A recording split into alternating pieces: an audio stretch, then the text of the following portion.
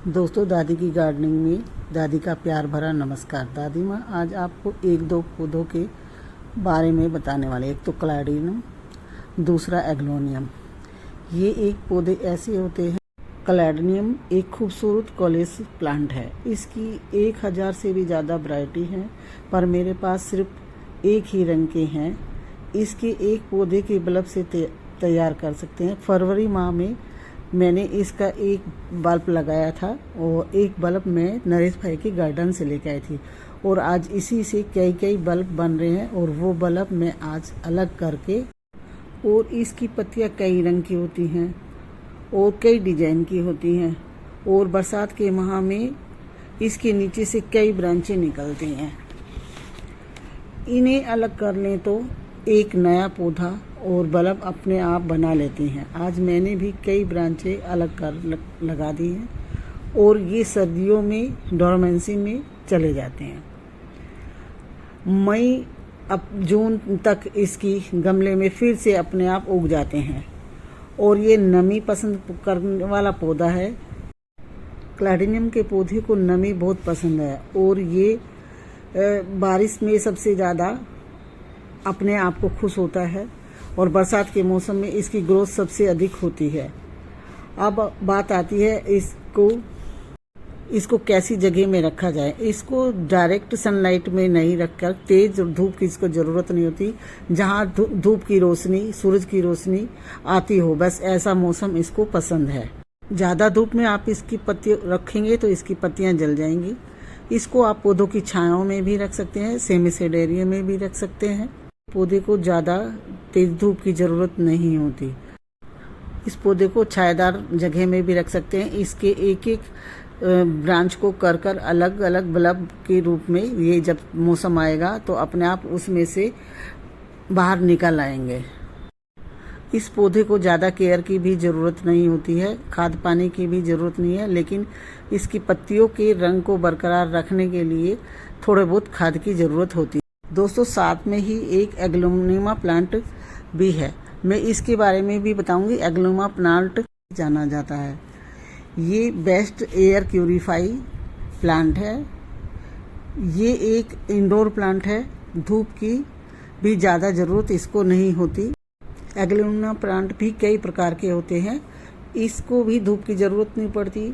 एक पौधे से अनेक पौधे बनाना इस बहुत आसान है, और आसान तरीके से इसके एक पौधे से अलग कई पौधे बन जाते हैं, और इसकी देखने में पत्तियां बहुत सुंदर होती हैं। ये एक हार्डी प्लांट है, और ये प्लांट एक बार आपके घर आ जाता है तो आप इसके बहुत सारे प्लांट बना सकते हैं।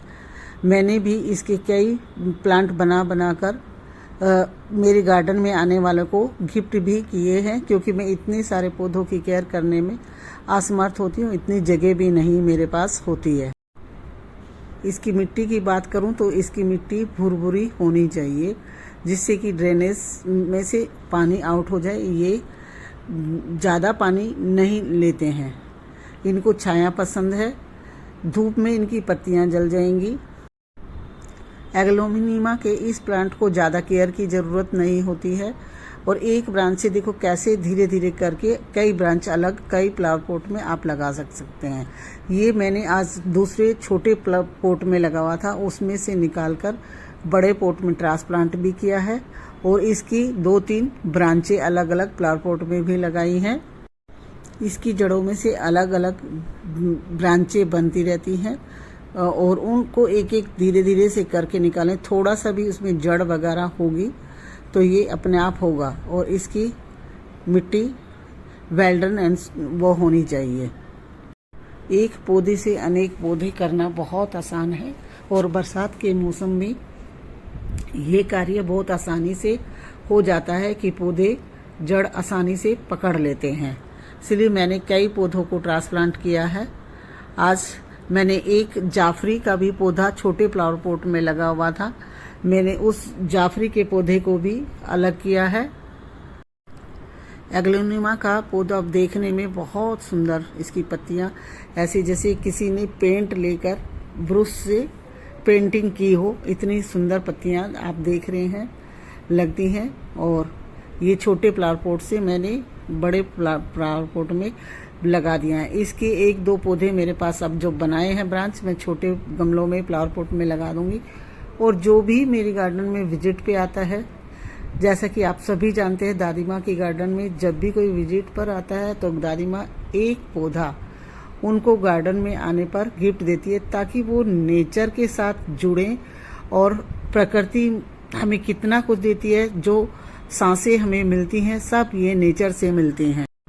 नहीं तो हम सब ने कोरोना काल में देखा कि कैसे सिलेंडर के लिए, ऑक्सीजन के लिए हम घंटों लाइनों में खड़े रहते थे और हमने अपने कितने प्रिय प्यारों को खोया एक ऑक्सीजन ना होने के लिए। इसीलिए मैं कहती हूँ ज़्यादा नहीं कर सकते, अपने बालकनी में, अपने घर में, अपने छत पर एक कोने में, दीवार पर बाल हैंगिंग करके छोटे छोटे पौधे जो हमें ऑक्सीजन देते हैं वो प्लांट अवश्य घर में लगाएं। मेरा एक हॉबी ये भी है कि मैं सभी को चाहती हूँ कि अगर हम पर्यावरण में सुधार लाना चाहते हैं और उसमें थोड़ा सा चेंज ला सकते हैं तो हम सब पौधों पे, पेड़ों पर ध्यान दें और लगाएं। बरसात के मौसम में हमें 2 पौधे अवश्य लगाने चाहिए। अगर घर में भी जगह नहीं है तो रोडों पर जाकर ही रोड पर लगा देना चाहिए।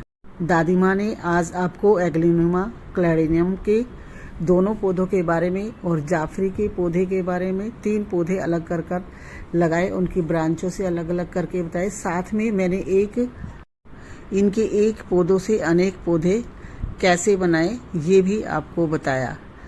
आप भी अपने गार्डन में इन पौधों को लगाएं। इनकी पत्तियां इतनी खूबसूरत मन मोह लेती हैं और इतनी कलरफुल होती हैं। मेरे पास तो सिर्फ अभी एक ही कलर है, लेकिन इसकी वैरायटियाँ इतनी सारी हैं कि आप चाहो भी तो अपने गार्डन में सारी नहीं ला सकते। मेरे यहाँ कल बारिश आ गई थी, इसलिए मेरी सारी मिट्टी गीली हो गई थी। मिट्टी मैंने पहले से तैयार करके रख रखी थी। इसमें रिवर सैंड, बदरपुर डस्ट, जिससे कि कैल्शियम पौधों को मिलता है,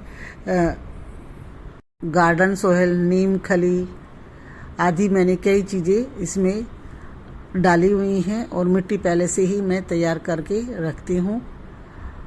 और ये पौधे सभी मैंने आज ट्रांसप्लांट भी किए और इनको अलग अलग एक पौधे से अनेक पौधे लगाए भी। दादी माँ की गार्डन कैसे लगी कमेंट कर अवश्य बताएं। अगर दादी माँ की गार्डनिंग अच्छी लगी तो प्लीज़ शेयर एंड सब्सक्राइब करें।